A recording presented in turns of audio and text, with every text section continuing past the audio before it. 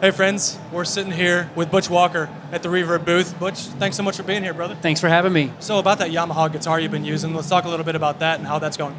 Well, I still do. I'll go to pawn shops and pick up guitars all the time. I'm a big fan of like a $100 guitar just as much as I am a $3,000 one.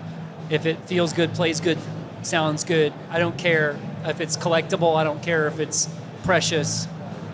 I record all the time with these little guitars called FG180s, which are Yamaha Dreadnought style guitars that you could pick up in pawn shops before the last year or two for like $100, $200.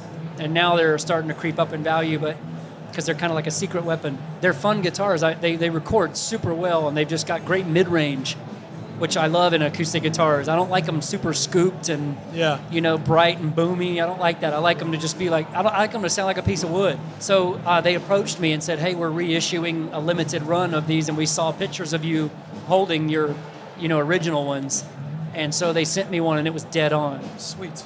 And so one thing led to another, and we're very much we're a happy couple. That's great, man. Yeah. You are like, such a multifaceted talent, and your songwriting, your producing, your guitar playing. Can you talk a little bit about that balance of going into a record for yourself and then producing somebody else's and songwriting and all that? Sometimes the role of producing is different from time to time because it's very much a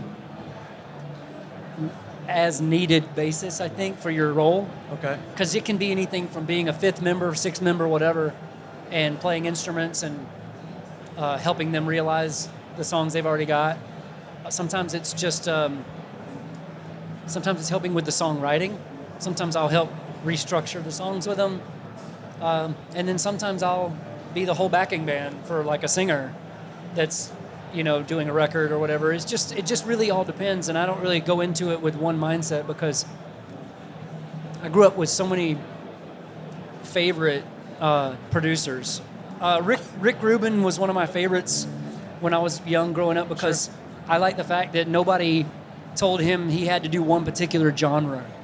So It was nice to be able to see him go from making a Dixie Chicks record to a Slayer record and everything in between. To a Jay-Z record. Like he made The Cult, he made all these people. Yeah, Jay-Z, Run DMC. I mean, he's kind of a visionary, and I think that that's a beautiful thing. He's not really a knob turner. What about guitar heroes? When you were growing up or throughout your career, who did you look to? It's a long list. Yeah. First concert was Kiss, 1977. Wow. I was 8 years old. Wow. Ace Frehley. Brian May of Queen. Eddie Van Halen. That first record changed my life. Those were big for me. Joe Perry. Cool. Yeah. Aerosmith. Those records. It wasn't about how fast you could play. It was just cool. Yes. It was how you looked holding the guitar. You've been a professional musician for a few decades now. Has that affected you in any way in your creative process, the way that the music business has changed? You can't just get involved in something these days because there's a big hype behind it. I think now more than ever, people can make their own fate with touring and just being a great artist, being a great touring artist, being a great communicator with your fans, building a fan base. Those things matter a lot when making records, and it's less about this band just got a huge record deal because their dad's the CEO of blah, blah, blah, Right. Yeah. and you should produce it. Life's too short for that. I try to get involved with records now based on do I love it? Do I love the talent, or is it just going to be interesting to work on because it's something maybe I haven't done before? And you never know. You just never know now. It's the Wild West musically in the business, so anything can happen and nothing can happen. Yeah. So you just have to go into it with do I love this? Yeah. Butch, thanks so much, man. Thanks, really appreciate man. you being. Thank you very much. Awesome. Appreciate it. Thanks for Reverb.